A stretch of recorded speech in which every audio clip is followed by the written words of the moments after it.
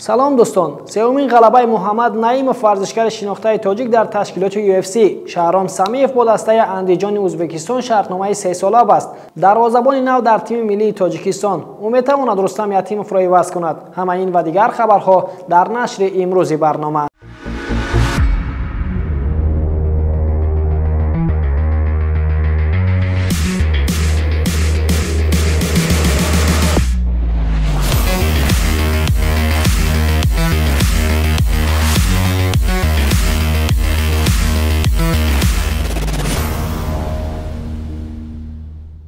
محاربه در انتظار ورزشکار تاجیک محمد نعیمov دایر شد. محاربه مذکور شب گذشته در مکزیک گذشت.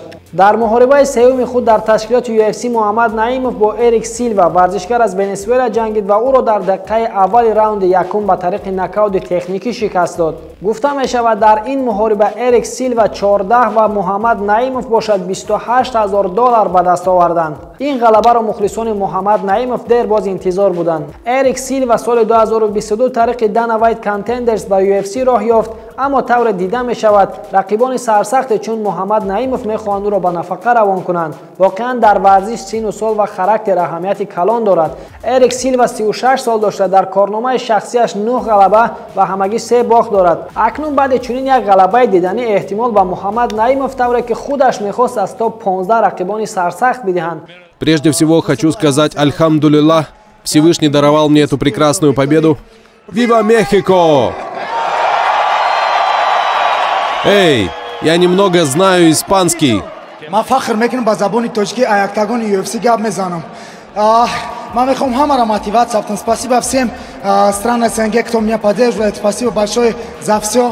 محمد نعیمov بعد این غلبه یکی از ورزشکاران نامدار این تشکیلات ادسون باربوزا را به محاربه دعوت کرد. او یگانه ورزشکار تاجیک است که در این تشکیلات 3 محاربه گذرانده است و در هر 3 آنها غلبه به دست آورده است.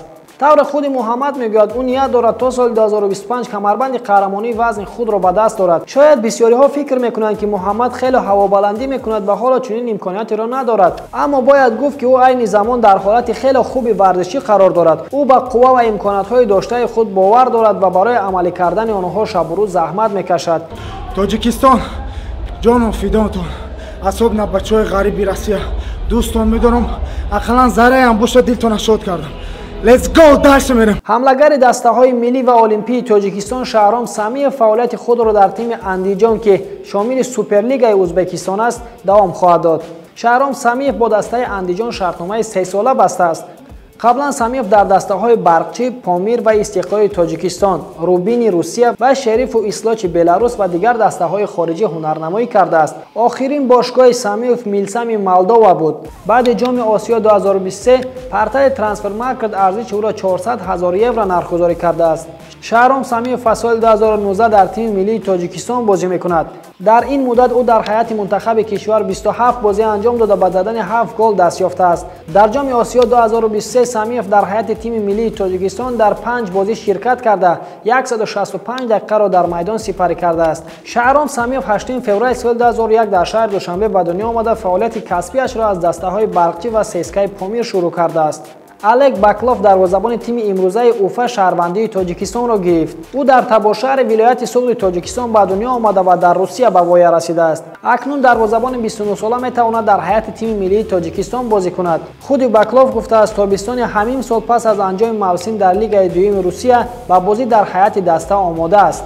الک باکلوف 20 اکتبر سال 1994 در تباشر استقلال امروزه به دنیا آمده است. تربیت یافته دسته فوتبال سیزران می باشد. او در دسته های سیزران، کریلیا سویتوف، اورال و کاماز هنرنمایی کرده است. عین حال باکلوف شرف دسته اوفا را در لیگ دوم چمپیونات روسیه حمایت می کند. از او همچنین یک دروازه‌بان با مهارت نام برده می شود. در صورت پیوستن به تیم ملی تاجیکستان او می تواند با رستم یتیمov در یک موقع بازی کند و در حالت‌های ضروری او را عوض کند. این بود همه خبرهای تازه و مهم از جهان ورزش. تا برنامه‌های دیگر.